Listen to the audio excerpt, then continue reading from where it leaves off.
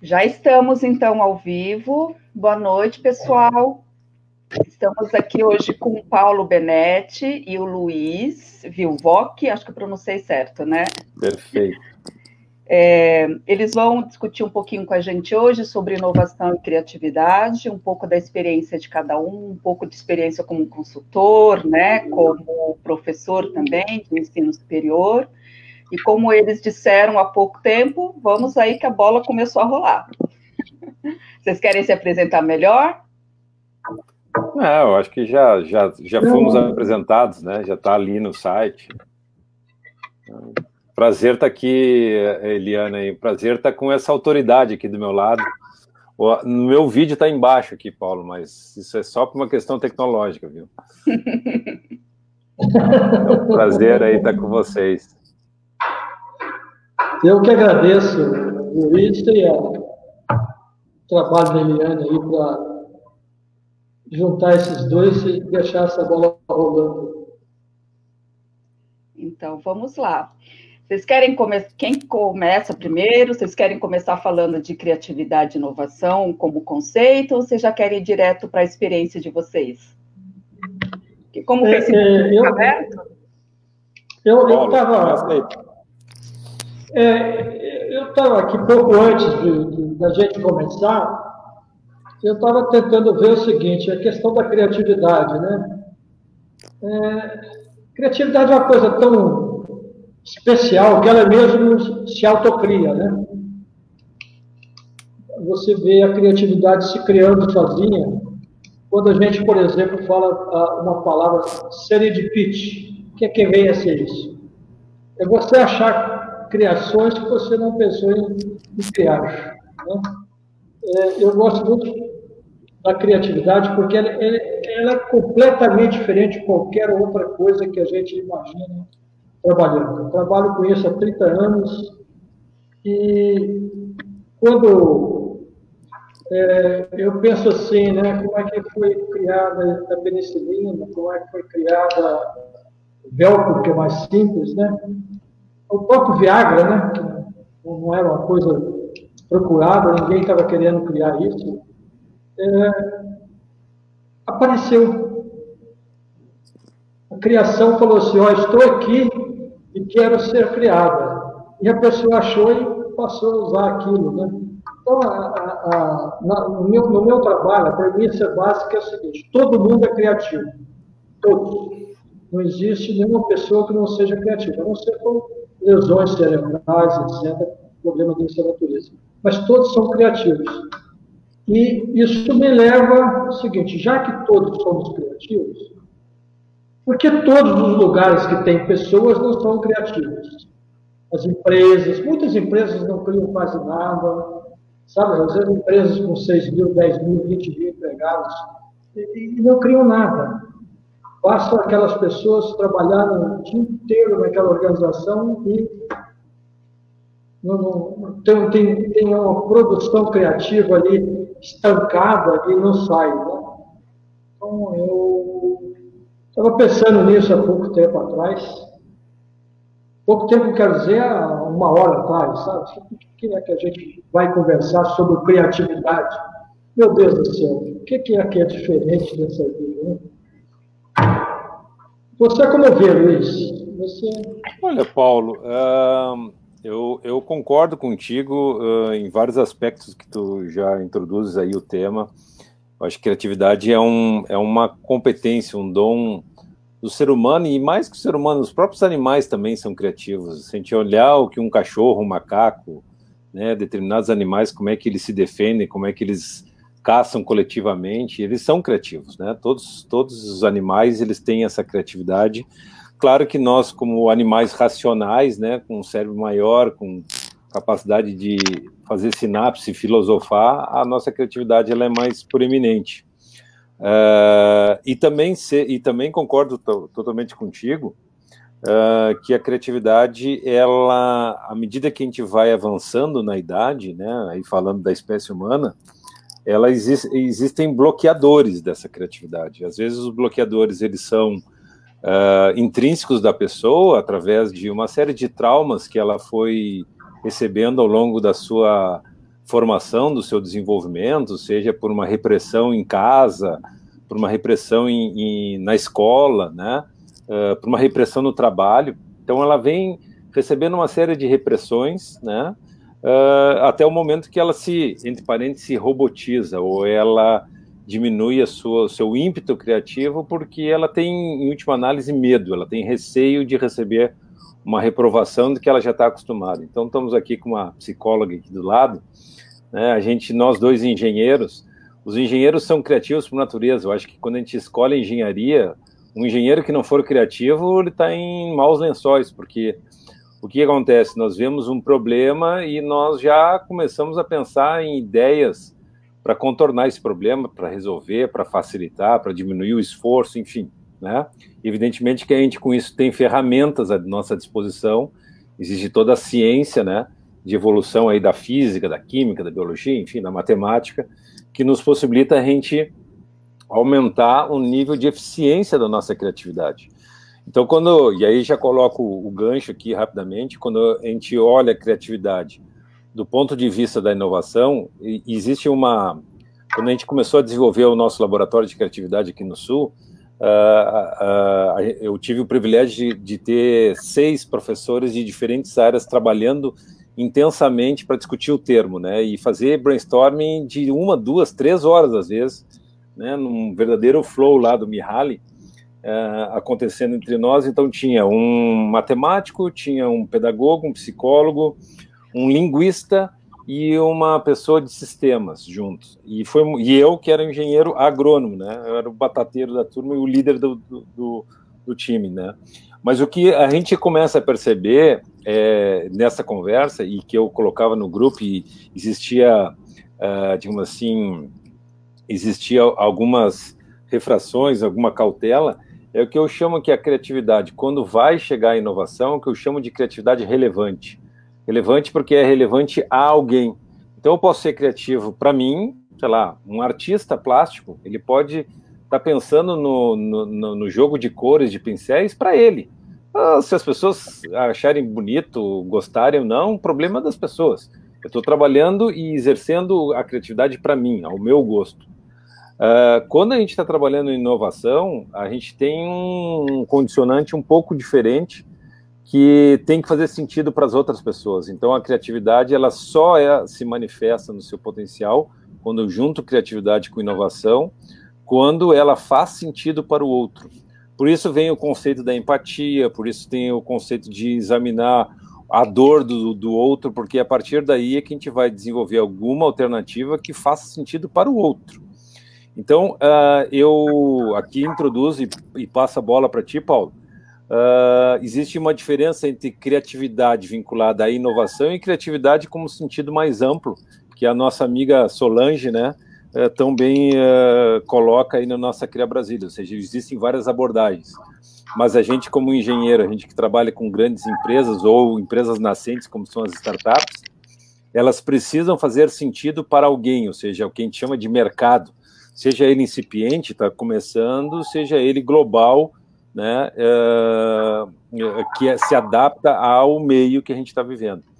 Então, eu venho me concentrando muito fortemente na criatividade adaptada e observada ao mercado. Por isso chamo de criatividade relevante, mas não tem nenhuma conotação ainda teórica, o fulano de tal, conceitual. Não, é aquela criatividade que vai fazer sentido, que vai ser consumida, vai ser absorvida por outra parte que não seja a si própria. O que tu pensa sobre isso, Paulo? Antes de falar em cima disso, você chamou a atenção para a questão de bloqueios, né, que as pessoas, ao passar do tempo, vão recebendo bloqueios e, com isso, não conseguem criar. Eu vejo uma coisa que é histórico, né? Se você olha a Bíblia, a primeira pessoa que cria, ou pelo menos que expressa sua curiosidade, ela é desligada do paraíso, que é Eva no paraíso. A curiosidade dela foi como fala assim, foi bloqueada porque não se aceitava que alguém pudesse pensar criativamente. A outra, que é famosíssima, é Pandora, né? Pandora, por ser muito curiosa, abriu a caixa. E de lá saíram várias... dizem as más línguas que saíram desgraças, não é verdade? Saíram de lá virtudes. Os deuses tinham dado uma caixa de virtudes para ela, tanto que sobra uma virtude que é a esperança para ela. Então, o que eu quero dizer com isso? Isso passou para dentro de casa, a mãe faz com o menino, o pai faz com o menino. Hoje não tanto, porque a família já não fica tão junto quanto antigamente. Mas o que eu vejo é o seguinte, a gente cria bloqueios, ou é bloqueado por causa do medo das pessoas com a criatividade. Eu costumo dizer para o pessoal com quem eu trabalho o seguinte: olha, tome cuidado. Criatividade é mudança. Onde você está criando, você vai mudar alguma coisa. Alguém vai perder poder e alguém vai ganhar poder. Você acredita que aqueles que vão perder poder vão estar do seu lado, vão aprovar o que você vai fazer? Isso acontece por demais nas empresas. Certo? Tanto que eu criei uma peça de teatro que ensina processo criativo, e lá estão as sereias para mostrar os bloqueios da mente, né? E para mostrar que tomem cuidado com as pessoas, porque você nunca vai conseguir ganhar o apoio de todo mundo dentro da empresa, dentro da organização, qualquer que seja a coisa, mesmo num grupo de colegas, etc. Né? Aí, a outra coisa que você falou, eu quero só dar um retorno, porque quando você falou do engenheiro, em 96, nós criamos um grupo na PUC do Rio de Janeiro, justamente para estudar o programa de empreendedorismo da PUC. E o que naquela época nos movia, eu não era professor, eu era uma pessoa que trabalhava na empresa e estava lá sentado, porque estudava a criatividade, estava lá sentado tentando ajudar as pessoas. E o que movia a gente naquela ocasião era o seguinte, é que a gente achava o ensino da engenharia muito fechado, quer dizer, que prendia muito o engenheiro, de tal forma que ele normalmente optava por trabalhar numa empresa e não fazer algo novo ou algo por si só, como você encontra no médico, encontra no advogado, encontra no dentista, sabe? Foi o que moveu a gente naquela época a pensar muito em criar um programa de empreendedorismo na PUC do Rio de Janeiro. Então, quando você falou assim, do engenheiro, né, eu falei, peraí, deixa eu dar uma partezinha, porque o engenheiro realmente quer a solução, mas nem sempre deixa. Nem sempre deixa, certo? Quer dizer, o ambiente empresarial, às vezes, ele é muito pesado, ele só espera do engenheiro aquilo que ele sabe, não aquilo que pode agregar a mais, né? Trabalhei em tantas empresas que essa coisa me pegava muito, né? Agora, quando se fala da questão da criatividade e inovação, como eu trabalho muito em grupos que querem criar algum produto novo, etc., eu sempre costumo dizer o seguinte, eu gosto muito da definição da 3M, né? Criar, pensar algo novo, inovar é fazer algo novo, né? E o criar algo novo, a gente tem que raciocinar e botar o cérebro para funcionar. O fazer algo novo, a gente tem que pegar especialistas que conheçam algumas coisas que estão naquilo que a gente criou para ir transformar aquilo num produto. Isso inclusive, está no artigo, isso veio depois que em 96 a gente estava na PUC trabalhando nisso, em 99, Gary Hamel escreveu um artigo sobre o Silicon Valley, e ele mostra essas três partes direitinho, né? Que é a pessoa que tem ideia, as pessoas especialistas que vão transformar essa ideia no produto, e o investidor, aquele que vai botar o dinheiro no coisa, né? Então, eu diria para você o seguinte: a inovação, para mim, é simplesmente colocar uma capacidade de gestão e de competências que as pessoas carregam, os engenheiros carregam, ou de outra profissão carregam, para transformar aquela ideia num produto que seja aceito, que você mesmo falou, né? Alguém tem que satisfazer com aquilo. Porque, no fundo, quem diz que o produto é inovador não é nem quem fez, nem quem teve a ideia. É o cara que vai comprar, vai usufruir daquele produto. Ele fala que, ó, isso aqui para mim é um inovador, é muito bom, vai me fazer, vai me dar essa vantagem, eu vou conseguir produzir mais, ou eu vou ver alguma coisa diferente. Mas, para mim, é justamente em cima dessa linha que você falou. Tá? Concordo com você. Eu acho que se a gente for ver agora, fazendo um outro recorte interessante para os nossos amigos aí da Crea Brasilis, né, com o advento desses contextos que nós estamos vivendo agora, com as modificações brutais de sistemas, de condições de vida, enfim, de imposição de uma série de restrições que agora culminaram com essa pandemia, mas que, na verdade, já vem acontecendo ao longo do tempo, desde mudanças climáticas e tal, uma certa negação, inclusive, em relação a isso, né?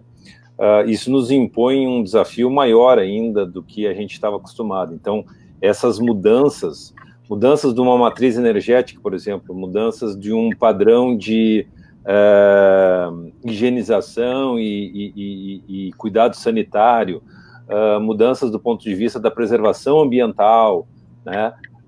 São todas mudanças do ponto de vista da comunicação e transação econômica, né, e relações que existem hoje entre trabalhadores ou colaboradores, enfim. Ou seja, nós estamos vivendo uma era de enormes transformações em vários aspectos, em vários layers aí, né, para quem é da área, em várias camadas, né. Então, isso pressupõe do profissional, primeiro, uma capacidade muito grande, uma capacidade analítica e crítica muito grande. Eu gosto muito de uma autora que eu tive o privilégio de conhecer, a professora... oh, meu Deus, agora faltou o Tina Selick, a professora Tina Selick, lá da Universidade de Stanford, né, que é uma das especialistas na área de criatividade também, parceira lá dos irmãos Kelly, né, que criaram a The School, enfim. A Tina fala isso, ou seja, para a gente tornar a criatividade mais relevante, mais interessante do ponto de vista de potencial de mercado, o atendimento das necessidades, a gente precisa ter um repertório muito grande. E esse repertório exige da gente essa capacidade de leitura do que nós vivemos, e uma visão mais ampla. Então, eu queria aqui trazer mais dois aspectos importantes nessa nossa conversa, complementar, Paulo. Vai ser difícil, viu, Eliana? A gente vai ter pouca coisa para fazer contraponto. Aqui não é a CNN, que tem um diálogo, um defende um lado, outro. A gente está no mesmo time, isso foi combinação da Solange aí. Por isso que eu falei, joga a bola. Para não dar nós estamos jogando no mesmo time. Só um trechinho para eu falar. Jairzinho e Pelé na Copa de 70. Mas o que eu queria comentar com vocês, né, que eu acho bastante importante e venho me debruçando muito forte, e o Paulo provavelmente deve trabalhar isso no seu cotidiano, é a questão do que eu chamo da criatividade coletiva. Né? Então, nós estávamos falando que cada um tem a sua criatividade, uns têm criatividade mais exacerbada, mais estimulada, outros mais reprimida. Isso tem reflexos muito fortes em processos de autoestima, em processos de comunicação, inclusive motivos de boas horas em divãs, né? Para tentar fazer uma análise, tentar recuperar a sua fleuma, né? O seu vigor, a sua tesão pela vida. E a tesão pela vida vem muito dessa capacidade de a gente se colocar e estar sujeito a críticas, estar sujeito a um retorno, a um feedback por aquela ação, que você é um protagonista e não é um ser passivo, né, um espectador da vida. E eu acho muito triste uma pessoa que tem essa característica, né, fico com muita pena de uma pessoa desse tipo, e tem várias, né, por todas as questões que de repente a gente até pode falar, mas a criatividade coletiva, eu acho que também é uma alternativa bem interessante para, inclusive, resgatar aquela criatividade que ficou adormecida ou foi tolhida ao longo do tempo. Então, eu venho trabalhando em laboratório, é como eu chamo de os laboratórios de criatividade, Paulo, e você falou da PUC do Rio. A PUC do Rio, eu tenho um carinho muito grande pela PUC do Rio, porque, de certa forma, ela foi inspiradora do meu laboratório aqui embaixo, quando eu fui visitá-la, lá através do professor Aranha, do professor Salim, colegas, provavelmente colegas teus aí, né, e que trouxeram os conceitos. Naquela época eu não te conheci, te conheci pela Cria Brasilis aqui, mas enfim, coisa boa. E o que eu percebo dentro desse processo de um laboratório de criatividade, que, enfim, a gente teve aqui a capacidade de desenvolver e está gerando grandes frutos, depois até podemos falar um pouquinho sobre isso, é que um laboratório de criatividade é como se fosse uma academia de cérebros. Então, a gente vai para a academia para enrijecer o bumbum, para enrijecer o bíceps, o peitoral e tal, né? Então, o que a gente faz? A gente carrega pesos, né? E faz aqueles exercícios repetidos, evidentemente que com toda a supervisão de técnicos, para a gente não ter problema de hérnia, de luxação, de uma série de problemas que, se a gente, né, não fizer exercício de forma adequada, a gente pode atrofiar ou, inclusive, se inviabilizar. Mas, quando a gente está trabalhando numa academia, num laboratório de criatividade, o que a gente está fazendo é aguçando e resgatando a capacidade criativa de cada um dos indivíduos.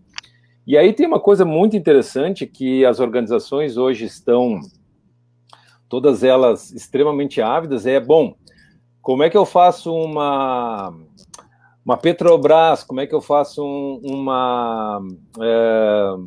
uma IBM, uma mega empresa de mais de 200, 300 mil funcionários, ser tão criativa quanto uma startup de 3, 4 meninos, né, que de repente lança uma ideia nova, um algoritmo novo, se transforma num Facebook, se transforma num Google, né, e enquanto que a IBM tem lá budget, né, tem orçamentos gigantescos, cérebros fantásticos, todos com PhDs e pós-docs, e de repente 3 gurias ali dentro de uma universidade fazem uma empresa valer mais que a própria IBM, né? Bom, o que eu vejo aí é que a gente pode, e aí eu acho que é uma questão interessante também para a nossa associação, a gente pode estar compartilhando exercícios, a gente pode estar compartilhando desafios coletivos e fazendo com que as pessoas sejam ouvidas, né? Elas tenham digamos assim, elas tenham a liberdade e elas se sentem seguras para poder usar e se expor a um grupo, entre parentes, protegido, como se fosse, né, uma associação de autoajuda, né, de círculo, tem um psicólogo lá e as pessoas podem ali ter um ambiente protegido para se expor. Portanto, não vai haver julgamento, não vai haver repressão, não vai haver bullying, né? E isso é uma coisa muito interessante. Eu tenho nas experiências que a gente vem, agora já entrando no campo das experiências, né?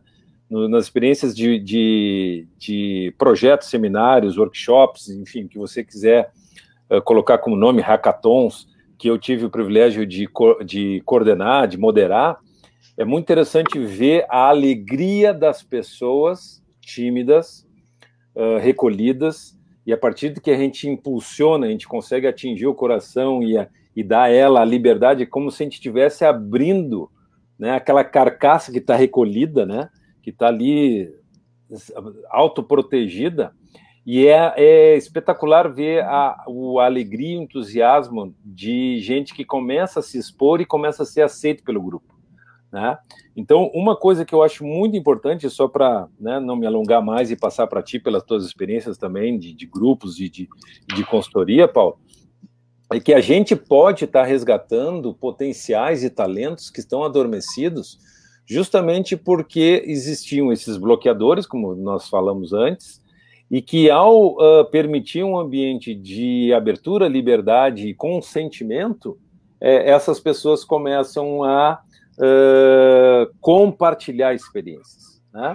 Então, desde criação de mapas conceituais coletivos, né, desenvolvimento de brainstorms em técnicas de Word Café ou coisas desse tipo, a gente consegue estar resgatando uma série de elementos que estavam adormecidos. E isso, as empresas e as organizações têm uma demanda frenética, porque só há essa oportunidade de estar desenvolvendo alguma coisa que faça sentido para o mercado e que possibilite com que ela continue competindo nesse mercado que hoje não é mais protegido.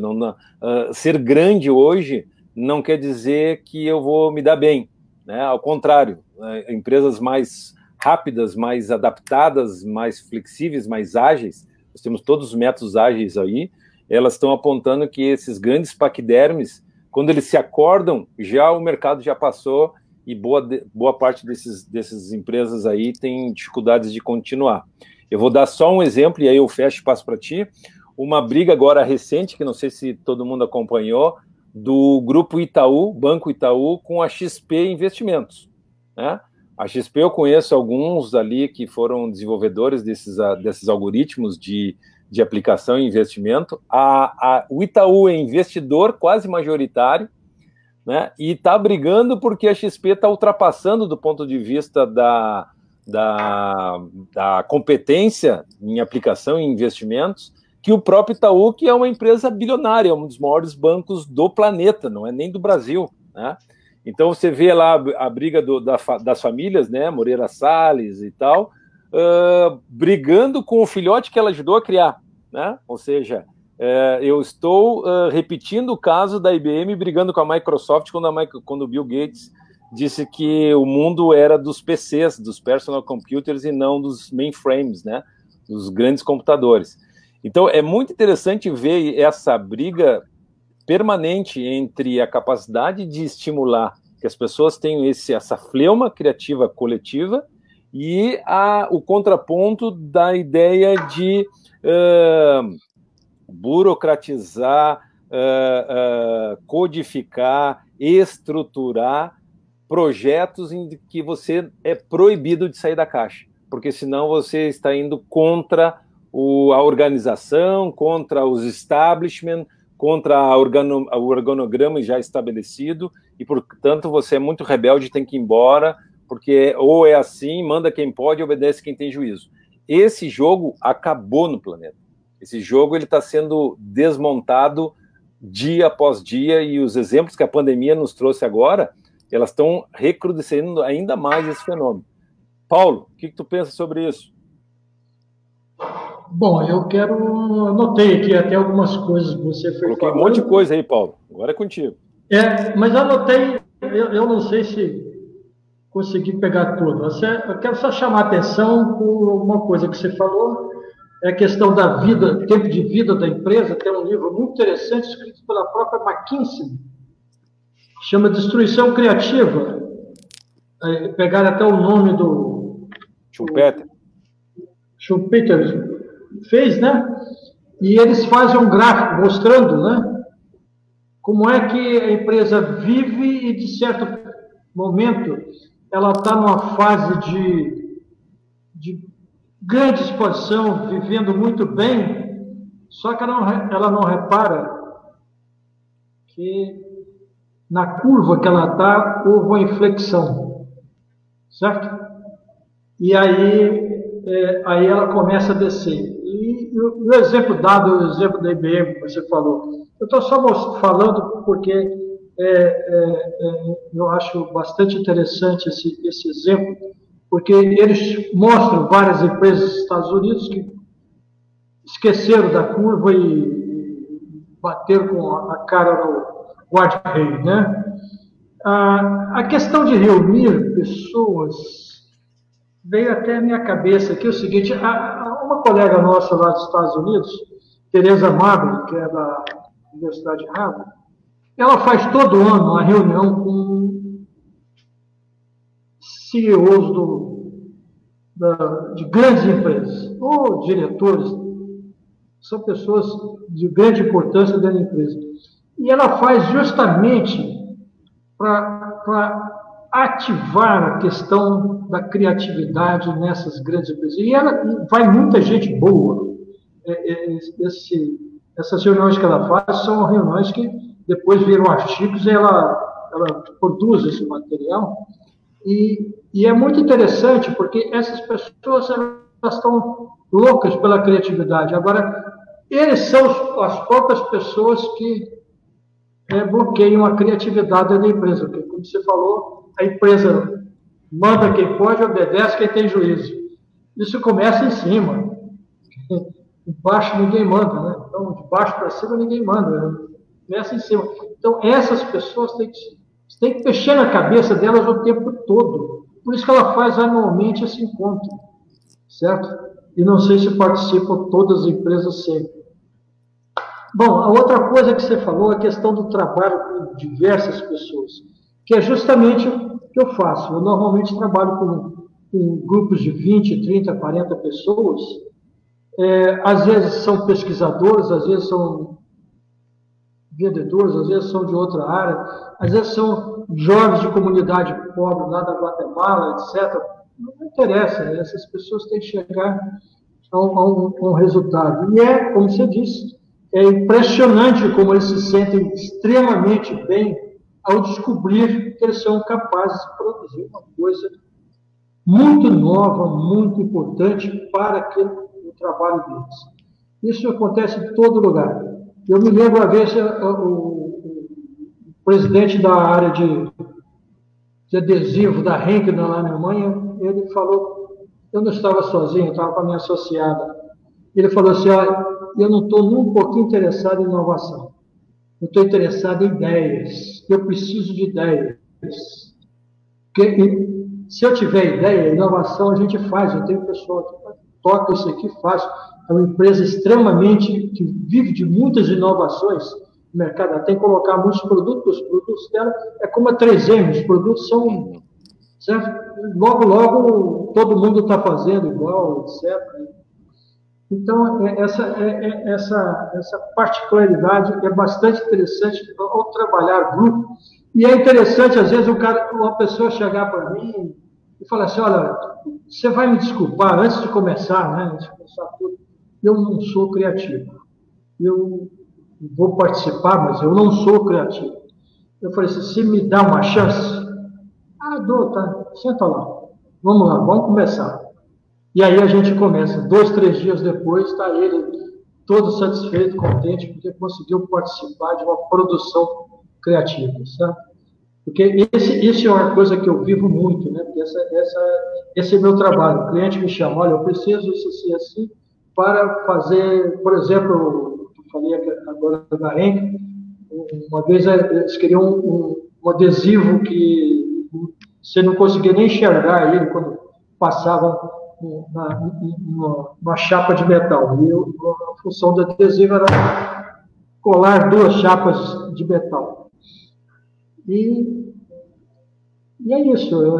As pessoas ficam num bem-estar, sabe? Um menino, uma vez, lá em Joinville, ela chegou cedinho na sala de aula, e aí era uma aula mesmo. Ela olhou para mim assim, olha, eu vim cedo porque eu estou muito nervosa, porque eu não sou criativo, e tarará, tarará. Eu conversei com ela normalmente, né?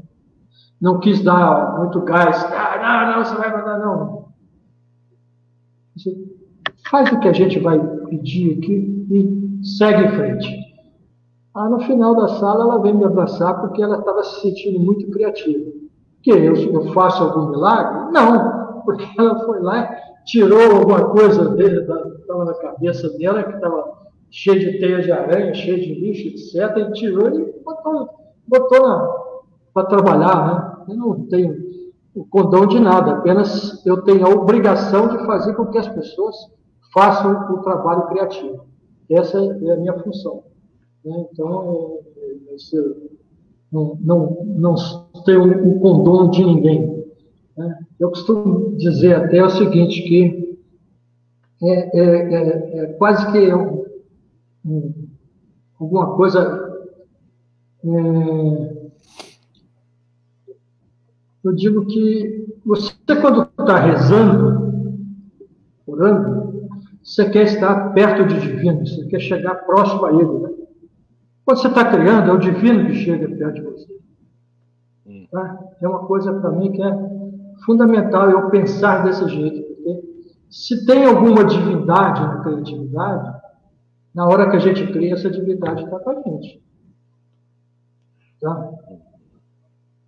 Então, é isso. E a outra coisa que você falou, da experiência, né? A experiência na PUC com o empreendedorismo, para mim, não foi uma experiência boa, porque na ocasião que apareceu o empreendedorismo, embora eu tenha ajudado a montar as disciplinas de empreendedorismo, etc., né? Porque a PUC quis botar todo o dinheiro que aparecia no empreendedorismo.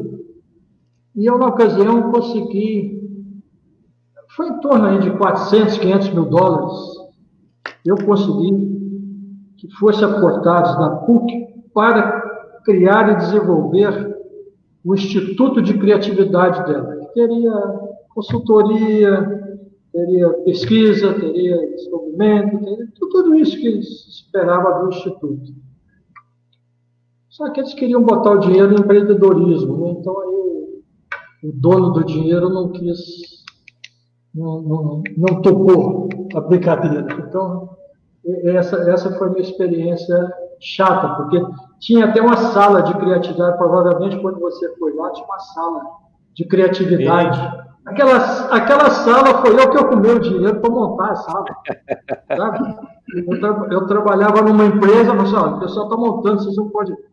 30, 40 mil reais, ajuda isso aí. E foi o que aconteceu, deram os 30, 40 mil reais e eles montaram aquela sala, que virou uma sala do Salim, para o empreendedorismo.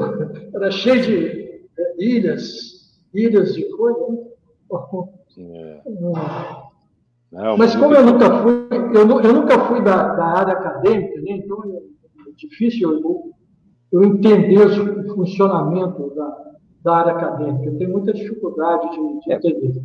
Paulo, aí você tocou num ponto que a gente, né, a própria Queira Basílias está cheio de professores e tal, até a Eliana conduziu um belo live aí na semana passada, né?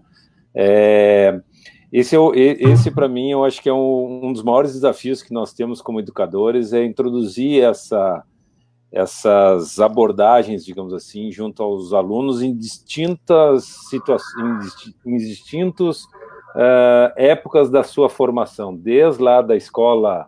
Eu acho que o jardim de infância é a nossa escola ideal, né? A creche e tal, porque você tem os elementos e é permitido a criança brincar, né? A partir do primeira série, ensino fundamental e depois o médio, que na nossa época era o primário e depois o secundário, né? Aí já começa a ficar complicado. Aí entra na universidade e acaba de vez. Então, a gente precisa resgatar isso, e a gente está num momento bem complicado no nosso país do ponto de vista de qual modelo de educação nós queremos, né? Tem toda uma briga aí, política, enfim, nem quero entrar nesse detalhe, né, do ponto de vista da ideologia, da epistemologia que está envolvida e tal. Mas o fato que, independente disso, se a gente pudesse ter uma certa independência, pegar dados como, por exemplo, Maturana, né, e outros que trabalham com essa visão mais sistêmica, mais abrangente, com problemas reais, com uma visão mais solta, né? O que eu percebo que a educação da gente aqui no Brasil, de modo geral, tá mudando, tá melhor. Em determinados momentos, em determinadas instituições, as pessoas estão se dando conta que precisam mudar esses modelos mentais, né? Mas ainda eu vejo assim muita resistência da própria Ministério da Educação ou né, as próprios normativas, né, que regulam os nossos sistemas. Mas o fato que eu percebo é que, digamos assim, se nós não mudarmos a estrutura formal de formação dos nossos jovens, esses nossos jovens não vão querer mais ir para a universidade, porque eles vão achar que a universidade é um lugar para emburrecer e para se burocratizar e para responder tarefas dos quais fazem pouco sentido para ele. Então, a gente vem trabalhando agora com todo um exercício de... que são essas metodologias novas agora de problemas, aprendizagem baseada em problemas, né, o problem-based learning, ou o próprio design thinking, ou o challenge-based learning. Existem várias metodologias mais ágeis, dos quais é muito interessante, e aí eu vou falar não que é a área que eu atuo mais como educador da educação superior, e não posso falar muito dos colégios, que foi o tema acho que da live passada, é que a gente, de certa forma, quando está introduzindo, está reintroduzindo o conceito da criatividade, a gente percebe, por exemplo, como é fascinante, além das disciplinas formativas ou informativas, que vão te dar ferramentas, instrumentos, tu ter o que a gente chama de disciplinas transversais, em que tu vai botar gente, estudantes de várias formações juntas a tentar explorar, né, decupar, quebrar uma determinada problemática. Eu chamo problemática, pode ser não seja problema, pode ser uma situação problema, né? E aí, e isso é a área que eu venho atuando nos últimos, sei lá, 5 anos. Eu só dou aula hoje disso. Eu era professor de planejamento estratégico, né? Trabalhava lá com Mintzberg, com Porter, com aquelas coisas todas que a gente via na administração, e venho abandonando essas coisas, né? O próprio Mintzberg fala, né, que ele, se soubesse, ele teria não escrito o planejamento estratégico. Ele trabalha com o conceito hoje de administração estratégica, que é mudar todo o tempo, né? O planejamento se faz todo dia. Mas o que eu queria trazer para cá, eu acho que é importante para a gente trazer nesse diálogo, é a necessidade imperiosa da gente mudar os modelos de gestão da educação e formato de educação, sobretudo universitária, para que a gente possa fazer com que os nossos jovens vejam a universidade como uma possibilidade de expansão do seu potencial profissional. Isso não quer dizer que ele vai ser bacharel disso, daquilo, mas ele vai ter uma visão mais sistêmica, mais holística, que ele necessariamente ele precisa transitar com outras disciplinas, não no sentido de se tornar especialista em cada uma delas, que é impossível, né? O mundo e o conhecimento humano é um negócio hoje absurdo para uma mente só, mas que se ele puder construir mecanismos de diálogo, de comunicação, e puder entender que, de repente, a construção coletiva ela vai ser maior, que aí vem os dados do Morin, né? O Morin fala muito da complexidade, né? Ou seja, o somatório do todo é maior, ou melhor, o todo é maior que o somatório das partes. Então, quando tu consegues trazer os alunos de diferentes campos e traz a eles, né, uma problemática e começa a pensar e a construir esse problema através de pesquisa, de investigação, de conversar com as pessoas, e a partir de um determinado momento começa, bom, agora quais são as possibilidades, construir mapas de decisão, critérios de priorização. É impressionante a qualidade e relevância que a gente tem. Então, eu vejo, em suma, quando eu estou falando criatividade, inovação e ensino, educação, eu vejo o quanto que o nosso país precisa albergar essas tecnologias e fazer sentido no país inteiro para que essa juventude retome o seu gosto e a sua paixão pelo conhecimento, pela capacidade de troca, pela capacidade de afirmação de que eles podem sim gerar coisas bacanas, significativas e transformadoras e, em suma, inclusive, agregadoras de valor para a sua própria sobrevivência depois, quando saírem da universidade, né? A gente vê aí, e com isso eu trago mais um elemento para a gente discutir, uma coisa que me deixa muito preocupado, né? Eu que fiz mestrado em economia e tal, é o que o IBGE coloca aí como uma coisa, para mim, trágica. Para mim é quase mais trágico que essas mortes aí da pandemia, que é o índice de desalentados. O que são desalentados no conceito do IBGE? São pessoas que não procuram mais nem estudar e nem trabalhar. Elas são os zumbis humanos, e é uma massa de gente incomensurável, e sobretudo de jovens que perderam a esperança de serem alguém, né, na sua vida daqui para frente, né? E se a gente for pensar, são aqueles caras que estão lá hoje, indo lá na fila da Caixa Econômica Estadual, pegar os 600 pila para poder sobreviver naquele mês.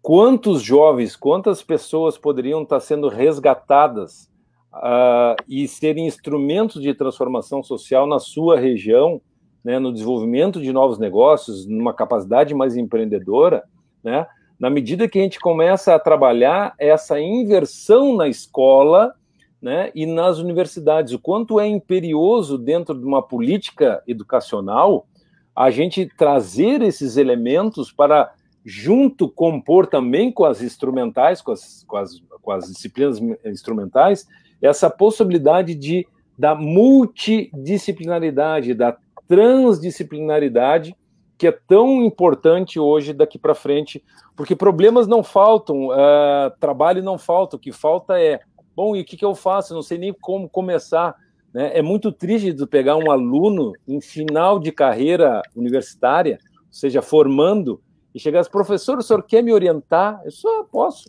Qual é o teu problema? Eu não sei, será que o senhor pode me dar uma ideia do que fazer?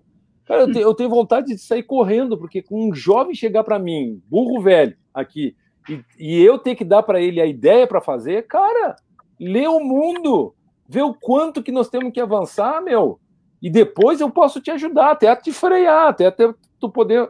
Mas, cara, não sou eu que vou lançar esse ímpeto de descobrir um problema e ir atrás e buscar formas de tentar equacioná-lo. Então, eu vejo aí um importante papel nosso, Paulo, como educadores, consultores, junto com as empresas, é resgatar, e a educação, para mim, tem um papel fundamental, e eu não vejo essa discussão de uma forma objetiva, né, sistemática, nos fóruns de educação que a gente assiste por aí, né? Então, eu queria ver o que tu pensa sobre isso. Qual o papel da educação para a gente resgatar essa capacidade transformadora da sociedade? Eu vou roubar essa bola um pouquinho para cobrar um pênalti aqui, roubado, e aí vocês batem esse pênalti. Para tentar fazer uma juntada aqui, para a gente não ir se perdendo, e aí acho que tem um pouco a ver com o que o Luiz jogou aí no colo do Paulo agora. Vocês falaram no início, vocês até abriram a fala de vocês, falando das pessoas criativas, né? Acho que até o Paulo comentou isso, o quanto as pessoas são criativas, o próprio Luiz também falou que até os animais de alguma maneira são, né? E que esses bloqueios que às vezes acontecem nas empresas, se esses bloqueios vêm por conta da educação, por conta do ambiente em si, inclusive se a gente considerar tipos de liderança, vocês falaram também isso, que às vezes as pessoas ficam com medo de errar e o quanto isso de alguma maneira é penalizado num ambiente ou outro. Vocês trouxeram, acho que o Paulo trouxe a ideia da 3M, a gente conhece a 3M, o pessoal da administração estuda cases da 3M, né? Então a gente sabe que na 3M o ambiente é diferenciado, ou quanto isso é da pessoa. E aí estão perguntando aqui... Oi, estão perguntando aqui para vocês se a gente consegue desenvolver ou se é uma questão de criação, né, da própria educação brasileira. O Luiz falou um pouquinho que isso, de repente, aparece mais na universidade. Eu percebo isso também nos cursos de psicologia. Eles terminam 5 anos de psicologia e não sabem o que faz. Eles querem que a gente abra uma porta, fala assim, essa é a porta da clínica, vai lá ser feliz, né? Vai lá ter sucesso. E tem inúmeras possibilidades de atuação. E aí eu perdi alguma coisa aqui dos comentários, que eles disseram dessa criatividade, quando é cobrada na empresa, né, seja lá na PUC do Rio, quando cobra a questão do empreendedorismo, que não se percebe que quando uma empresa valoriza a inovação vem de um processo criativo, né, e o quanto a gente precisa disso na educação como um todo. E, além disso, né, se isso é possível, de alguma maneira, ser despertada, se vocês entendem que a gente pode começar a trabalhar com workshops, eu acho que o próprio Luiz comentou alguma coisa nesse sentido, das ferramentas, né, das estratégias de se trabalhar, seja como benchmark, como outras coisas, e até onde isso pega com as pessoas, com a sociedade, e até onde se esbarra nessa questão de ambiente, seja das empresas ou do próprio sistema educacional. né? E parece que parte do sistema educacional vem por uma coisa meio tarefeira, né? Você precisa dar algumas disciplinas, essas disciplinas são por uma teoria ou outra, você precisa estudar, por exemplo, o Porter na administração, mas não se ensina, a sensação que eu tenho é na prática, o que é que eu pego deste conhecimento e aplico na prática. E aí, vejam quem é que rebate esse escanteio aí. Eu queria pegar um gancho aí, porque o Vilvoc falou essa questão, né, da gente mudar a cabeça da universidade, sei lá, mudar a questão da educação, e hoje eu li uma notícia muito triste. Era uma reportagem, acho que da Folha de São Paulo, ou do Estadão, sobre o presidente do CNPq.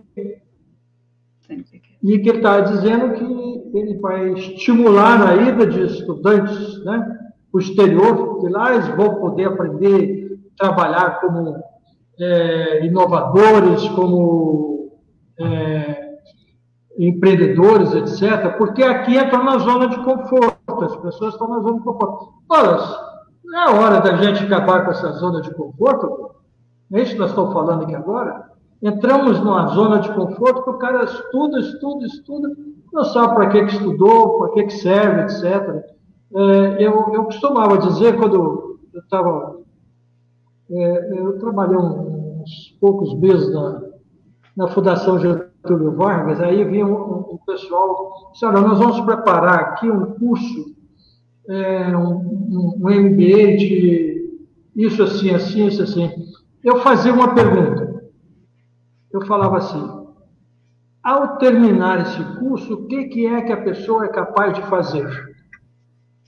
Ninguém sabia. E você podia perguntar para todos os MBAs que tinham lá, ninguém sabia. Então, tá bom, é um lugar que vende MBAs, ponto. Mas eu faço um paralelo de lá com outros lugares. Até no México eu encontrei isso. Um MBA do Grupo Carson, que é um MBA feito para as empresas do Carlos Slim, são 100 empresas, também era a mesma coisa. Todo mundo dava aula, virava aquela confusão toda. Vem cá, ao terminar de fazer essa sua cadeira, essa sua disciplina, o que a pessoa vai ser capaz de fazer?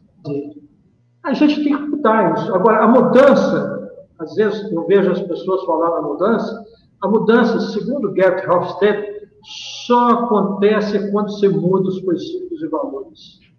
Você tem que mudar princípios e valores que hoje vingam na nossa sociedade, nesse campo da educação, para outra coisa, porque, seja, falando mais fácil, tem que mudar as atitudes. Senão, nós não mudarmos as atitudes, senão nós vamos transformar o estudante numa pessoa interessada no futuro dele, na continuidade dele, o que ele vai fazer. Mas desde o começo, não vai acontecer nada. O professor é a mesma coisa, certo? São todos, vamos dizer assim, participantes de um conjunto que tem que trabalhar para algum resultado. Certo? O problema é que ninguém sabe qual é o resultado. Você pergunta ao professor, ele não sabe, você pergunta ao aluno, não sabe. É uma loucura. Eu, às vezes, eu fico muito triste, por isso que eu não consigo conviver com o ambiente acadêmico, porque as pessoas, e não é só eu, não. Eu costumo dizer o seguinte, eu estou em boa companhia, né? O cara que mais sentou o pau no ambiente acadêmico foi o Einstein. Então, eu estou em boa companhia, mas tirando isso, essa brincadeira, eu fico assim, sabe, impressionado. Você falou de planejamento estratégico, falou da psicologia. Eu tenho uma amiga que dava aula lá na psicologia da PUC. Todo ano ela me chamava lá para eu falar sobre planejamento estratégico dos alunos. A primeira pergunta que eu fazia na sala é: vocês já fizeram o seu planejamento estratégico? Ah, não fiz. Então vamos fazer aqui agora, todo mundo? Não, eu vou ser psicólogo clínico, você psicólogo... Mas vem cá, como é que você vai fazer isso? Como é que você vai entrar no mercado? Como é que você já viu como é que é esse mercado? Como é que são essas coisas? Você já procurou saber aonde estão os melhores lugares para você? Não, então não sou eu que vou te dizer, você vai aprender a encontrar.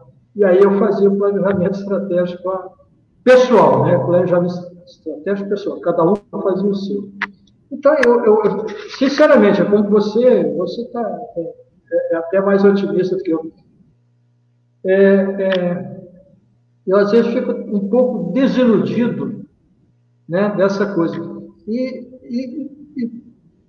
nisso tudo, ainda criou uma situação que hoje a família não olha muito a questão da educação. Não sei se vocês pensam dessa forma, mas eu vejo assim, sabe, a família se envolvendo cada vez menos no que a pessoa está aprendendo, etc., né, que o filho está aprendendo. A família se envolve muito pouco. Então, isso também me assusta, porque, bolas, você tem ali uma pessoa que tem que, amanhã, produzir alguma coisa para ele sobreviver.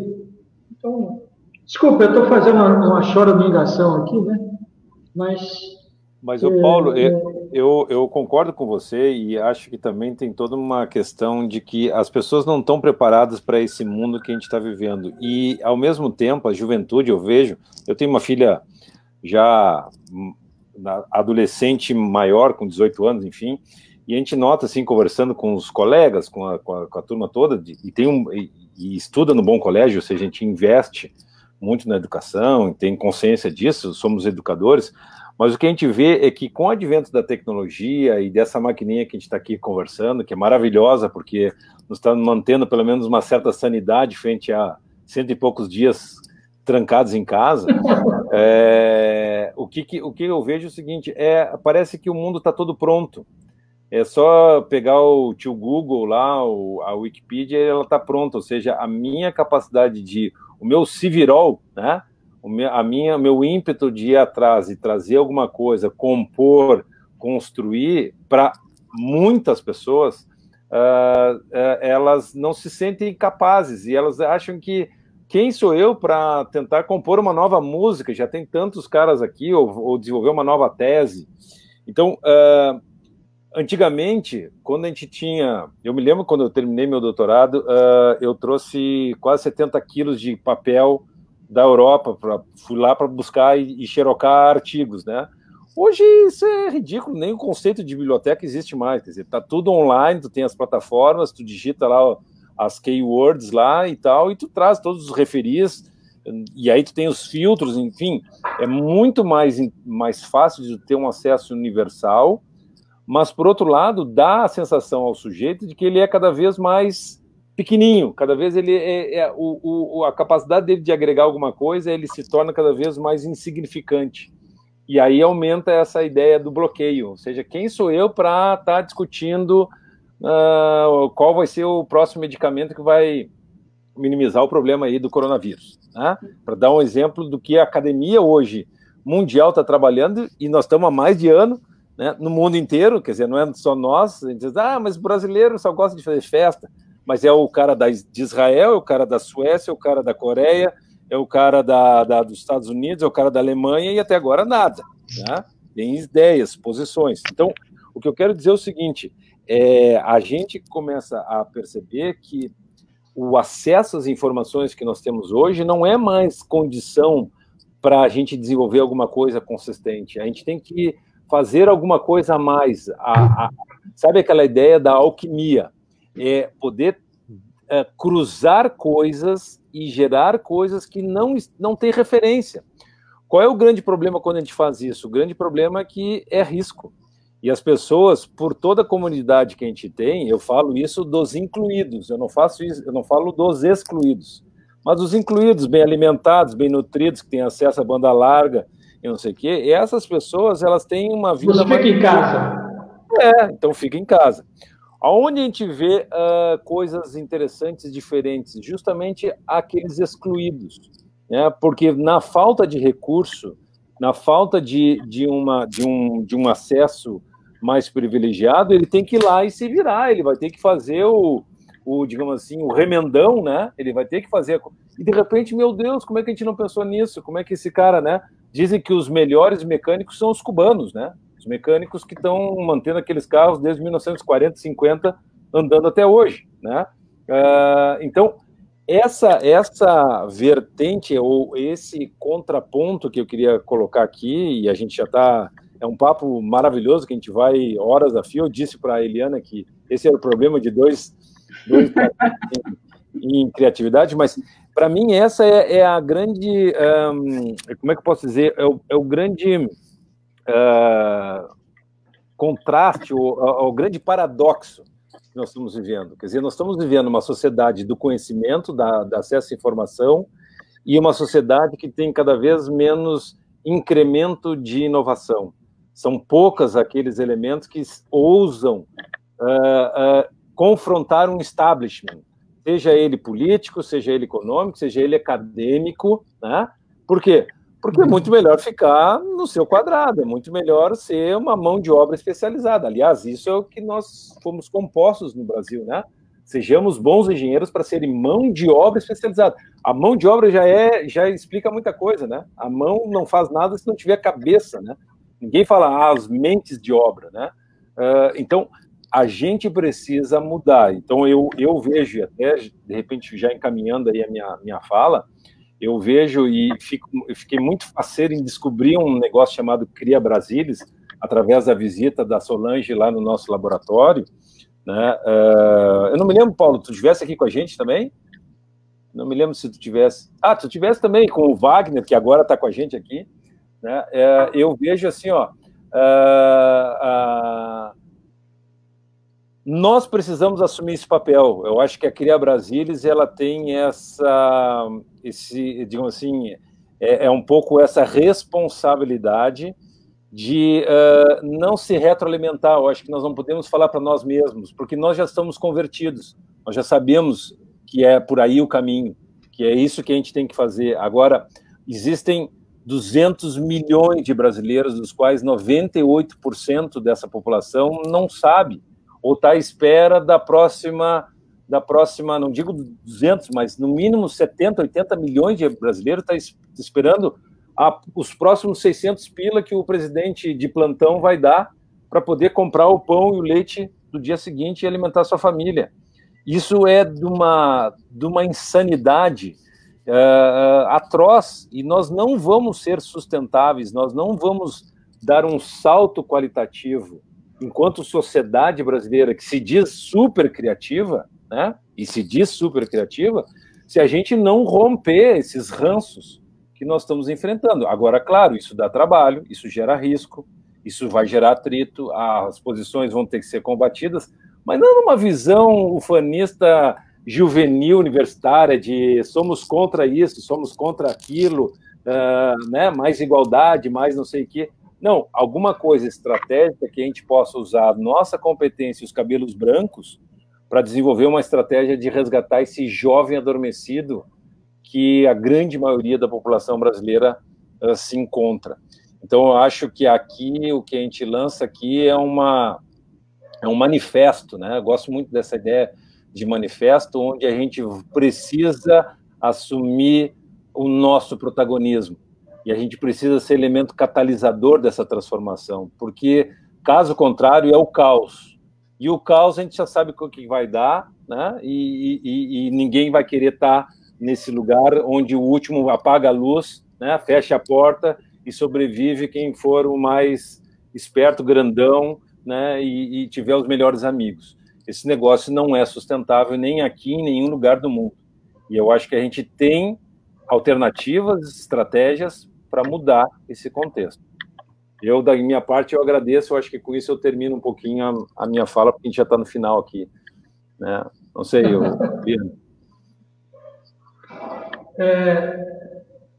você estava falando aí, eu concordo com as suas posições, e às vezes me vem à cabeça evidentemente que a gente não tem o mesmo, né, o mesmo sabor que a Teresa Amable tem lá em Harvard, é poder reunir em algum lugar pessoas de organizações, de empresas, etc., e conversar sobre isso, certo? Uma conversa fora do ambiente acadêmico. Se o ambiente acadêmico quiser participar, também participa, mas que a gente conseguisse sentar, conversar e ver o que eles acham. Tá bom, o que acham? O que nós podemos fazer? Isso. Então, vamos começar a fazer.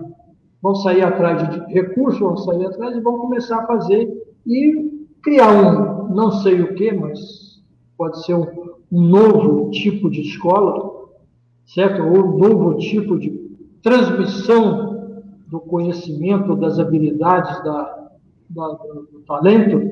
E vamos tocar. Eu gosto dessas coisas. Eu tenho dificuldade de fazer isso do ponto de vista sozinho, né? Eu tentei fazer isso aqui em Ribeirão Preto, mas o grupo era de um partido que não permitia que a gente entrasse para falar, nem nada, né?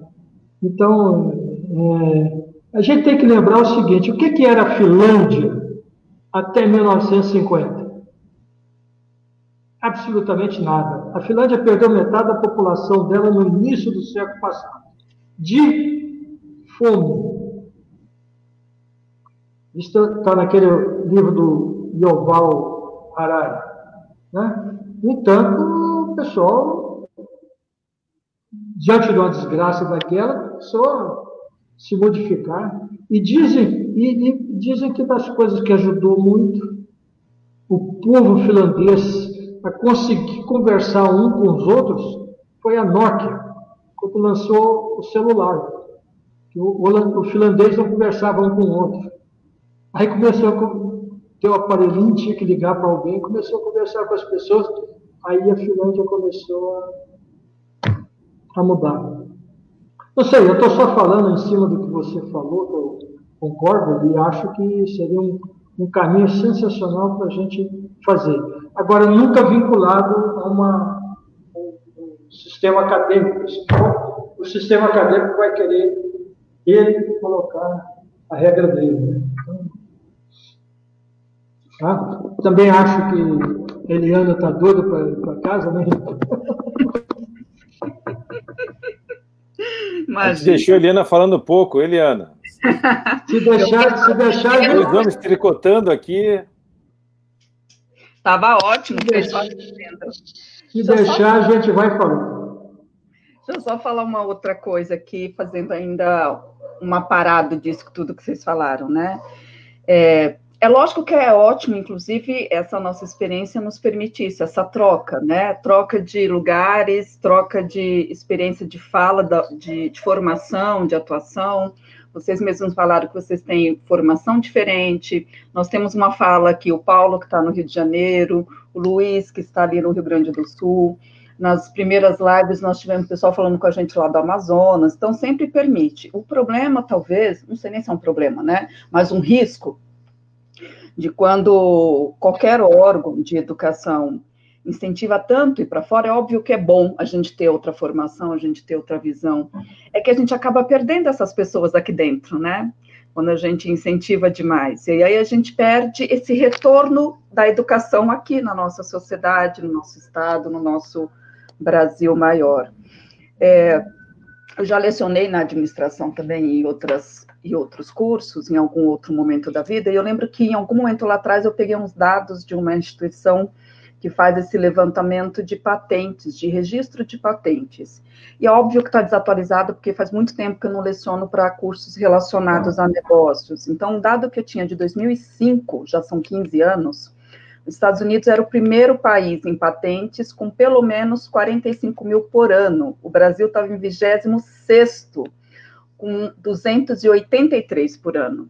Então, eu não sei até onde a gente tem esse desenvolvimento, e aí eu concordo com o Luiz, da gente assumir o protagonismo disso, de que vincular de algum modo isso à formação, se não formação oficial dentro da escola, seja um tema transversal, seja um tema na escola dos diversos níveis, né, primário, aliás, eu estou usando primário agora, fundamental, ensino médio e superior, se não dentro de alguma disciplina específica, como tema transversal, mas que permita isso de algum modo, né, de alguma instituição.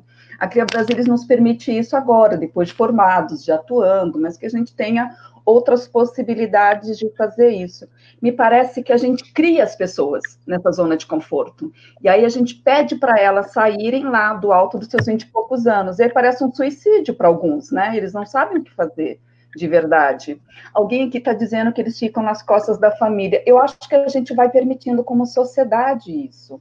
A educação como um todo não me parece ser voltada para dar conta da vida, mesmo se a gente sair do modelo muito redondinho de ensino. Se a gente pegar para essas escolinhas de futebol, que a gente ficou tanto na conversa do futebol hoje, não me parece que se forma um atleta. Eu conheço pouco de esporte, mas eu lembro de acompanhando o meu pai, santista, de falar do tempo, né, mais de mérito do Santos, né, que o Santos foi melhor do próprio Pelé. Me parece que se formava os atletas não só para campo, mas no sentido de respeitar a instituição, de respeitar a plateia, de respeitar os fãs, né? Talvez até no sentido de formação, de dar conta da sua carreira. E vira e mexe a gente ouve, talvez também, pelas grandes mídias, né? Permite esse acesso mais fácil. De vez em quando aparece um escândalo aqui, outro ali, uma conversa aqui, outra ali, que os próprios atletas não estão dando conta. Fica igual os nossos universitários. Treina uma coisa, sei lá, treina bater pênalti, mas esquece todo o restante. E a sensação que eu tenho que, para boa parte dos cursos, inclusive no ensino fundamental, né, nos níveis de ensino fundamental e ensino médio, a gente tem feito isso, a gente dá um conteúdo muito direcionado e esquece de fazer isso de maneira aplicada na vida real, né? Eu lembro que eu brincava muito com uma colega que ela é formada em matemática, que eu falava assim, eu sou da psicologia, para que serve a fórmula de Bhaskara? E ela queria me matar quando eu falava isso, né? Não há um ensino aplicado à sensação que eu tenho. E aí, além de pensar, né, que esses jovens precisam achar seu lugar no espaço, na sociedade, tem algo que a gente fala muito com o estudo de pessoas com dotação e talento, que é achar alguém, de repente, para ser tutor. Então, talvez pessoas com mais experiência, inclusive como vocês dois, né, que a gente nem deu conta de falar tudo que vocês já fizeram na vida aqui, a gente ficou ali num bate-papo mais pontual, de achar um jeito de criar essas tutorias, né, de falar assim, olha, querido, é por aqui que você pode caminhar, vocês têm porta 1, porta 2, porta 3, a porta eu não escolho, mas tu escolhe uma e eu consigo te ajudar, mas pelo menos escolhe uma porta, né, abra essa porta e a partir daí a gente vê se a gente consegue ajudar, se a gente passa para um outro colega, o que é feito. A gente já fez mesmo mais de 1 hora, mas tem alguma coisa que vocês gostariam de falar, deixar uma mensagem para finalizar? Acho que as perguntas que foram aparecendo aqui, a gente foi dando conta, e apareceram um monte de parabéns para vocês aqui, e a gente vai encerrando. Para mim, aqui, foi um grande prazer, realmente é um tema absolutamente fascinante e pertinente e necessário e urgente no nosso país. Eu acho que nunca, como parafraseando aquele amigo lá, né, nunca na história desse país a gente precisou de tanta gente criativa, inovadora e que tenha coragem de assumir o seu protagonismo, né? Eu acho que você colocou, Eliana, só uma questão que me chamou a atenção, dessa questão da própria família se acomodar. Realmente, se a gente for pensar do ponto de vista antropológico, sociológico, a própria família, esse conceito que os nossos avós tinham 10, 12 filhos e se criava 7, um morria de acidente lá de infância, 2 eram as chamadas ovelhas perdidas e o resto, né, se dava bem, sustentava o resto. Hoje tu tem os módulos familiares de 1 a 2 pessoas, então a família quer que fique debaixo da sua asa. Então é um status de conformidade disso, mas claro que à medida que o tempo passa, o nível de angústia aumenta, porque a gente sabe que os recursos eles não são infinitos, eu preciso estar reproduzindo e me sustentar e ser independente. E aí, aquilo que você colocou, eu acho que é perfeito. De uma hora para outra, o bicho está lá acostumado, criou gordinho, tá coisa, não consegue mais levantar voo, e aí eu mando a galinha, vai alcançar lá o topo da montanha. É óbvio que a galinha não vai conseguir fazer isso. Ela é gordinha, asa atrofiada, ela não vai conseguir fazer isso. Então, o que eu vejo que talvez seja um desafio muito grande da gente é justamente nessas conversas que a gente faz com esse espírito aberto, de uma conversa solta, mas com fundamento, com repertório, com experiências, com estudo, com investigação, porque também não adianta a gente ser um palpiteiro, né? E o mundo está cheio de palpiteiros. Então, se a gente vai olhar assim as redes sociais, tem um monte de gente de palpiteira que simplesmente pega lá uma frase e bota lá, segundo Gandhi, segundo Einstein, né? E acha que já é... Não, estudar, ter conhecimento, ter apropriação de um conhecimento exige muito esforço, muita dedicação, muita disciplina, né? E parece que essa sociedade, o coreano fala da sociedade do cansaço, né? Parece que o cara já nasceu cansado, né? E ele quer tudo na mãozinha, de mão beijada. Então, aí depois reclama, mas caiu o prédio, mas essa pandemia agora não me deixa sair de casa, mas o governo fez isso e eu agora não sei o quê. Cara, mas qual foi a tua parte nesse processo? O que tu fizeste para isso, né? Qual foi a tua participação na sociedade? E a gente vai precisar retomar essa capacidade ativa, essa capacidade de atitude que o Paulo coloca aqui, né? E isso é o que eu coloco, e eu só a única discussão o único contraponto que eu faço com o Paulo é que sim, Paulo, eu acho que a academia, a área de educação precisa assumir a sua responsabilidade. É dela, sim, boa parte desse processo, na medida que a própria sociedade e as suas famílias hoje estão no nível de desestruturação, nível de perdidas, estão tão perdidas em um monte de filosofias, ideias, não sei o quê, que aquelas pessoas que estudaram mais, elas têm que, talvez publicar menos artigos e falar mais da forma como a gente está falando, num linguajar que as pessoas entendam, que a gente chama de vulgarização no bom sentido, né? Ou seja, fazer com que as pessoas entendam o que estão falando.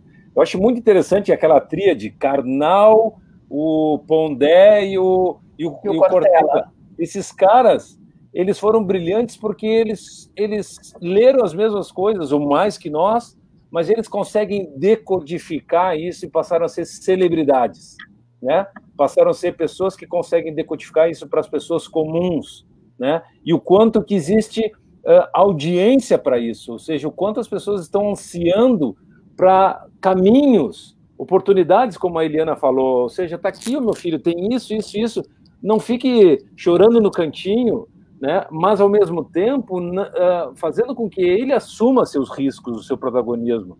Então, é brutal, e eu termino aqui, é brutal o tamanho do desafio que nós estamos enfrentando, né? Além da sobrevivência biológica, né? Que nos aprisionou hoje, né? É brutal o desafio enquanto sociedade, é brutal a capacidade da gente sair dessa ronha, dessa briga, dessa picuinha do fulano de tal, do Mortadela e o do sei lá o quê, entendeu? Isso não nos leva a nada, isso só nos leva a um estado anímico de depressão, de frustração, de prostração, e a gente precisa mudar isso, tio. É um país jovem, feito de jovens, com recursos de terra, de recursos naturais gigantescos, e não tem cabimento a gente estar na posição que a gente está, quer dizer, olha um Japão, que é uma ilhota desse tamanho, entendeu? E da onde que eles chegaram, olha em outros países com muito menos recursos que nós, e a gente se enfrentar e estar na situação de rebelde sem causa.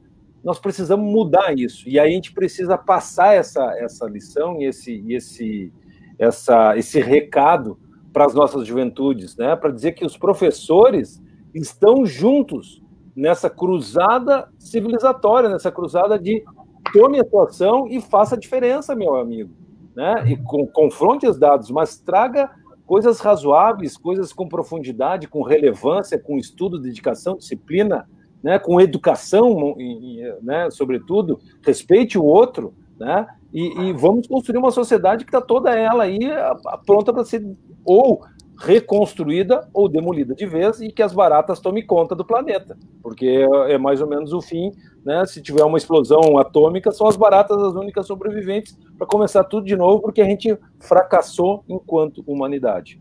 né? Então, obrigado aí pela oportunidade.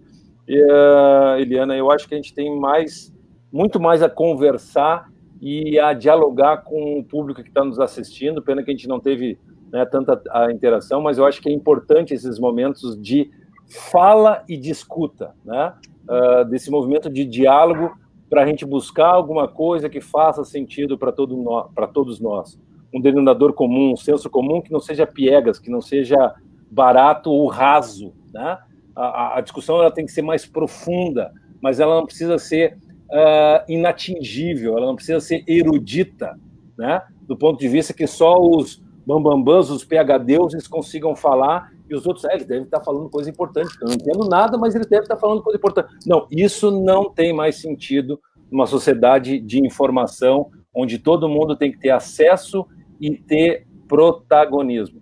Obrigado, Eliana, pela oportunidade. Paulo, um grande prazer estar dialogando contigo, e a gente, se tivesse ainda uma capinha de vinho, a gente ia mais longe, hein, Paulo? Se tivesse cervejinha aqui, cara, a gente iria a noite inteira. É que aqui com frio tem que ser vinho. Nós estamos a quase 10 graus. Você bebe vinho com cerveja. É só para fazer uma correção, a Eliane falou que eu estava no Rio, não, eu estou em Ribeirão Preto, tá, Eliane? Tá?